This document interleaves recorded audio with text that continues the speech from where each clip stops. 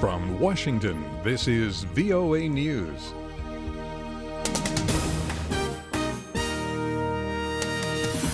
I'm David DeForest reporting. Secretary of State John Kerry held talks in London Sunday with British Foreign Secretary Boris Johnson.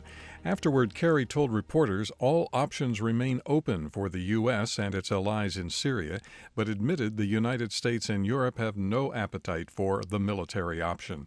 Kerry said pitting the U.S. against Russia would just light a fire under the civil war.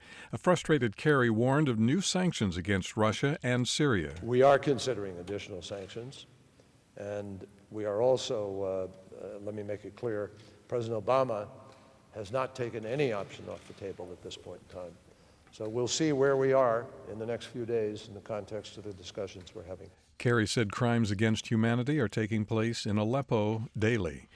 The Iraqi Air Force has dropped thousands of leaflets on Mosul, warning residents there of the coming offensive to take the city from the Islamic State group. The leaflet drop late Saturday came after hours of an artillery bombardment by Iraqi and Kurdish forces. The United States, Britain, and the United Nations peace envoy to Yemen called Sunday for the warring parties in that country to declare a ceasefire. U.S. Secretary of State John Kerry said after meeting in London with Ismail Ould Sheikh Ahmed that now is the time to implement a ceasefire. South Korea has strongly condemned North Korea's latest missile launch attempt. The South Korean Joint Chiefs of Staff said in a statement Sunday the launch was a provocation and a violation of the UN Security Council resolutions. Earlier, the U.S. military reported that North Korea tried to launch an intermediate-range ballistic missile Saturday, but that the effort failed. This is VOA News. Russian President Vladimir Putin is dismissing the latest U.S. accusations that the Kremlin has directed cyber attacks in an attempt to interfere in upcoming U.S. elections. Putin spoke Sunday in India at a televised news conference calling the hacking allegations an effort to distract Americans from lots of problems facing their country. U.S. Vice President Joe Biden told NBC News on Friday that U.S. retaliation for Russian cyber attacks, quoting now, will be at the time of our choosing and under circumstances that will have the greatest impact. U.S. Republican presidential candidate Donald Trump conceded Sunday he is losing support among female voters. Trump blames the loss on media reports about women who have accused him of making unwanted sexual advances on them. He insists that the reports are false and that they are part of a coordinated effort to rig the election. A national average of polls compiled by Real Clear Politics shows Democrat Hillary Clinton with a 5.5 percentage point lead over Trump.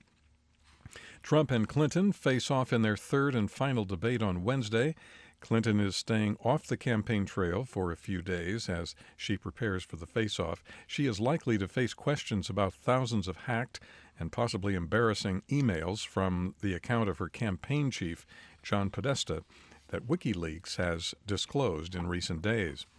The United Nations has about 370,000 registered and undocumented Afghan refugees have returned home from neighboring Pakistan this year. That spike in returns has been seen since mid-July. Amid fears of threats posed by protectionism, the so-called BRICS countries have vowed to deepen economic engagement, tackle the global economic slowdown, and combat cross-border terrorism. The leaders of the 5 emerging economies of Brazil, Russia, India, China, and South Africa wrapped up a summit Sunday in India. The state-run news agency in Kuwait says Emir Sheikh Sabah al-Ahmad al-Sabah has issued a decree dissolving the National Assembly. The reason cited was lack of cooperation. The decree brings down the government and sets the stage for early elections. A senior official in Mexico says jailed drug trafficker Joaquin El Chapo Guzman could be extradited to the United States by no later than February. American authorities want Guzman on drug trafficking and other charges. For more on these and other news stories, take a look at our website. It's voanews.com. I'm David DeForest in Washington. That's the latest world news from VOA.